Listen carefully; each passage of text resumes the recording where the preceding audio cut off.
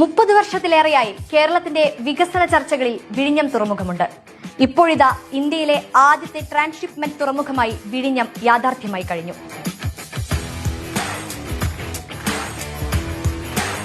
കേരളത്തിലെ ഇടതുപക്ഷ സർക്കാരുകളുടെ വിട്ടുവീഴ്ചയില്ലാത്ത വികസന കാഴ്ചപ്പാടിന് മറ്റൊരു പൊൻതൂവലാണ് വിഴിഞ്ഞം അന്താരാഷ്ട്ര തുറമുഖം. ഇ.കെ. നായനാർ സർക്കാരിന്റെ കാലത്ത് സജീവമായ ആലോചനകൾ. 2006-ൽ വി.എസ്. അച്യുതാനന്ദൻ സർക്കാരിന്റെ കാലമെത്തിയപ്പോൾ കുറെ കൂടി മുന്നേറി. 2006 സെപ്റ്റംബർ 18-ന് അന്നത്തെ തുറമുഖ മന്ത്രി എം. വിജയകുമാർ വിഴിഞ്ഞം പദ്ധതിക്ക് അനുമതി നേടിയെടുക്കാൻ ശ്രമിക്കുമെന്ന് പ്രഖ്യാപിക്കുന്നു. 2009 നവംബർ 13-ന് വിഴിഞ്ഞം പദ്ധതി പഠനത്തിനായി വി.എസ്. സർക്കാർ IFC-യെ നിയമിച്ചു. പിന്നീട് വന്ന ഉമ്മൻചാണ്ടി സർക്കാർ പദ്ധതി അട്ടിമറിക്കാൻ നീക്കം ആരംഭിക്കുന്നു.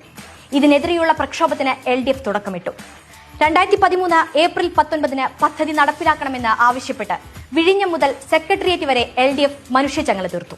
LDF പ്രക്ഷോഭം ശക്തമായതോടെ ഉമ്മൻചാണ്ടി സർക്കാരിന്റെ അവസാന കാലത്ത് 2015 പകുതിയോടെ അദാനി കമ്പനിയെ പദ്ധതി ഏൽപ്പിച്ചു. അദാനിയുമായുള്ള കരാറിൽ അഴിമതിയുണ്ടെങ്കിലും LDF സർക്കാർ അധികാരത്തിലെത്തിയാൽ പദ്ധതി വൈകുന്നത് സംസ്ഥാനത്തിന് ഗുണകരമല്ലാത്തതിനാൽ കരാറിൽ നിന്ന് പിന്മാറില്ലെന്ന് അന്ന് CPM സംസ്ഥാന സെക്രട്ടറിയായിരുന്ന പിണറായി വിജയൻ പ്രഖ്യാപിച്ചു. ഉമ്മൻചാണ്ടി സർക്കാരിന്റെ അവസാന കാലത്ത് അദാനി ഗ്രൂപ്പിന് കരാർ നൽകിയതൊഴിച്ചാൽ മറ്റൊന്നും നടന്നില്ല. കരാറിന് പിന്നിലെ അഴിമതിയെയും ഭൂമി തട്ടിപ്പിനെയും അന്നേ ഇടതുപക്ഷം എതിർത്തു. അദാനിക്ക് പദ്ധതി തങ്ങൾക്ക് വിഹിതമെന്ന മനസ്സിലിരിപ്പുമായി UDF പദ്ധതിയെ വിഴുങ്ങാൻ നോക്കിയപ്പോൾ അത് അനുവദിക്കാതെ ജനങ്ങളുടെ താൽപര്യത്തിനൊപ്പം LDF നിന്നു.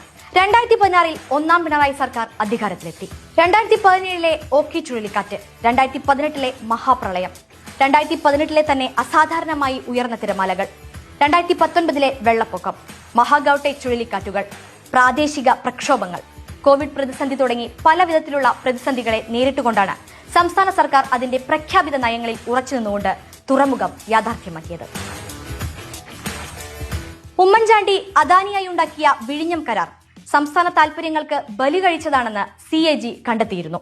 തൽപര കക്ഷികൾ സർക്കാരിനെതിരെ രംഗത്തു വന്നപ്പോൾ കോൺഗ്രസും UDF-ഉം പദ്ധതിക്ക് തുരങ്കം വയ്ക്കാൻ കച്ചകെട്ടുന്നതും കേരളം കണ്ടു. വിഴിഞ്ഞം അന്താരാഷ്ട്ര തുറമുഖം എന്ന വലിയ സ്വപ്നത്തിനൊപ്പമാണ് ഇടതുപക്ഷവും CPIM-ഉം എക്കാലവും നിലയുറപ്പിച്ചത്.